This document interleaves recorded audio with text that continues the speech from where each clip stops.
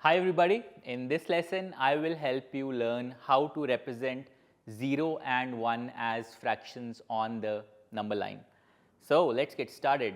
So first we will do 0 as a fraction. As you can see in this picture, we have a number line and we have 0 at this end and we have 1 at this end, and the distance between 0 and 1 has been divided into 3 equal parts, as you can see, 1, 2 and 3.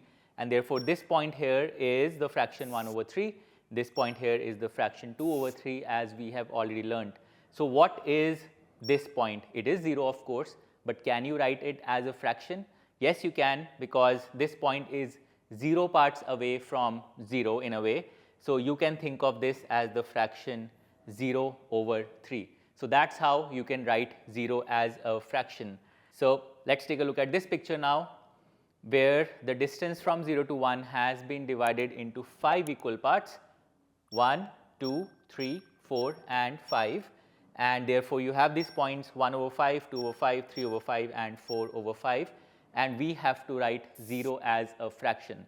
So because 0 is 0 parts away from 0, we will write this as the fraction 0 over 5. So that's how you can represent 0 as a fraction in this case. Now we do the other case, which is thinking of or representing 1 as a fraction.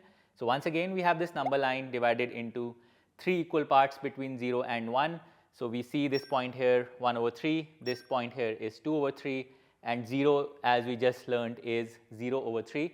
So what do you think this point 1 will be as a fraction? We have already learnt about whole fractions. So you could think of this point as the whole fraction 3 over 3, because this point is 3 parts away from 0. So the total number of parts is 3, and this point is 3 parts away from 0, 1, 2 and 3. So this point is 3 parts away from 0, and therefore this is the fraction 3 over 3, the whole fraction 3 over 3. So let's do this question now. We have to write 1 as a fraction.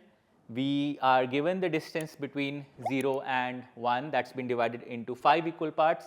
So we have 0 itself as the fraction 0 over 5, then we have 1 over 5, 2 over 5, 3 over 5, 4 over 5.